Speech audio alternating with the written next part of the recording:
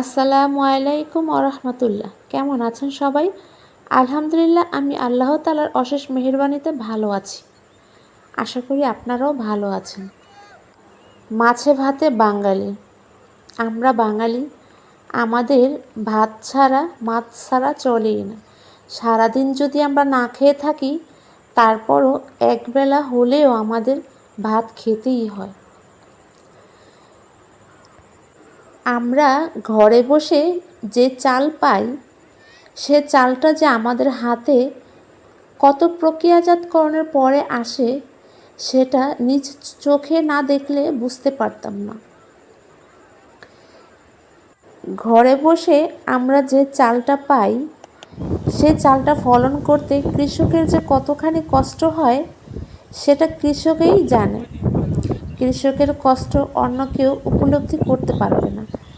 রোদে পুড়ে, বৃষ্টিতে ভিজে, অক্লান্ত পরিশ্রম করে কৃষক এই ফসল ফলিয়ে থাকে।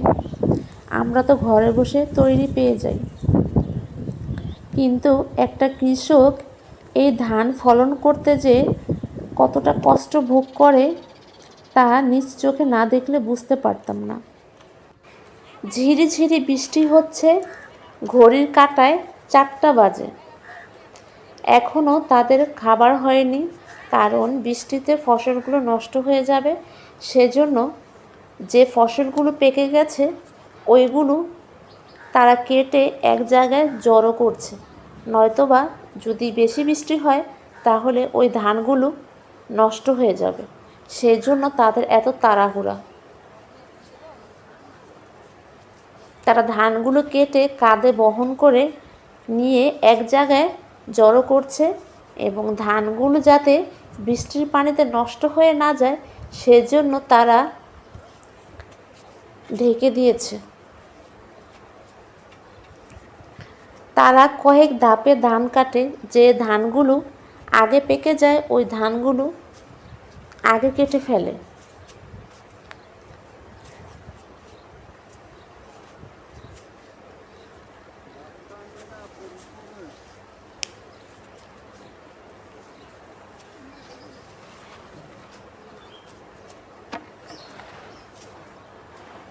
এর আগেও অনেক ধান কাটা হয়েছে। ওই ধানগুলো হয়তোবা চাল তৈরি হয়ে গেছে।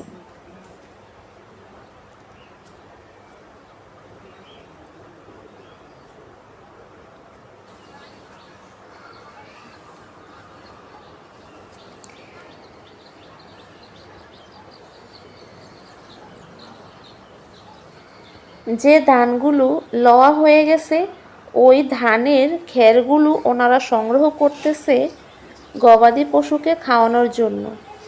ঝিরিঝিরি বৃষ্টি হচ্ছে দেখে তারা যে ধানগুলো ছাদে রোদ দিয়েছিল, ওগুলো তুলে নিচ্ছে, যাতে বৃষ্টির পানিতে ভিজে না যায়। আসসালামু আলাইকুম, সবাই ভালো থাকবেন। আল্লাহ হাফেজ।